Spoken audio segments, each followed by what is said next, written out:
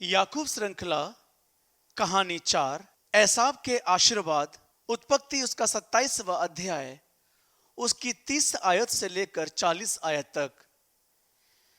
यह कहानी पिछली कहानी के पीड़ादायी दृश्य को प्रस्तुत करती है।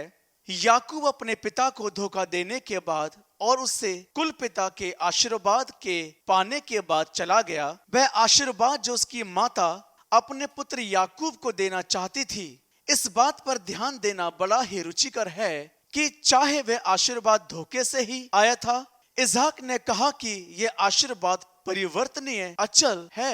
प्रकट रूप से एक बार जब यह आशीर्वाद दिया गया तो फिर यह वापस नहीं लिया जा सकता। जब एसाव ने अपने ही आशीर्वाद के लिए अपने पिता से विनती की, जो उसने वास्तव में प्राप्त किया वह श्राप है। सामान्य रूप में श्राप आशीर्वाद को हटाता है। यहाँ जो आशीर्वाद है एसाव के लिए इसहाक के वचन नबूवत के वचन है और इस कहानी का प्रभाव पीढ़ियों तक रहेगा और इस तरह से ये कहानी आगे बढ़ती है।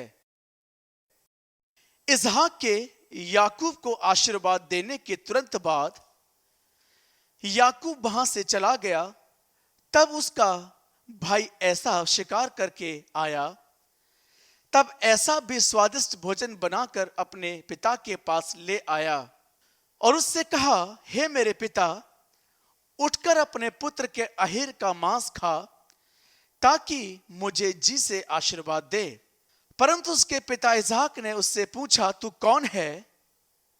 और एसाव ने कहा, मैं तेरा जेठा पुत्र एसाव हूं। तब इसहाक ने अत्यंत थर-थर कांपते हुए कहा, फिर वह कौन था जो अहीर करके मेरे पास ले आया था? और मैंने तेरे आने से पहले सब में से कुछ कुछ खा लिया और उसको आशीर्वाद दिया, वरन उसको आशीष लगी भी रहेगी। जब एसाव ने अपने पिता के ये शब्द सुने, वह ऊंची आवाज से रोया और चिल्ला चिल्ला कर रोया। और एसाव ने अपने पिता से कहा, हे मेरे पिता, मुझको भी आशीर्वाद दे। परंतु इसहाक ने कहा, तेरा भाई छल करके आया और तेरे आशीर्वाद को लेके चला गया।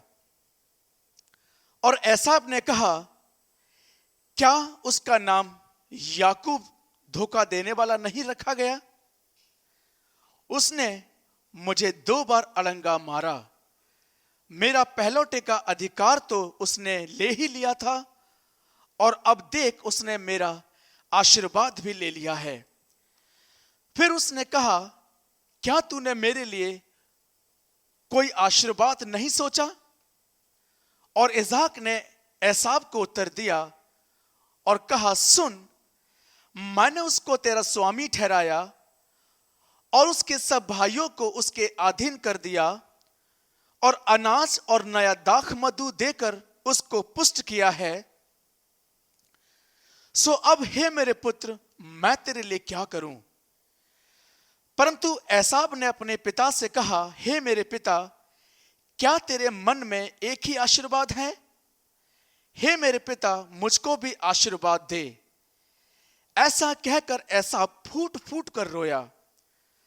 तब उसके पिता इसहाक ने एसाव को उत्तर दिया और कहा, सुन, तेरा निवास उपजाऊ भूमि पर हो और ऊपर से आकाश की ओस उस पर पड़े और तू अपनी तलवार के बल से जीवित रहे और अपने भाई के अधीन तो होए, पर जब तू स्वाधीन हो जाएगा तब उसके जुए को अपने कंधे पर से तोड़ फेंके।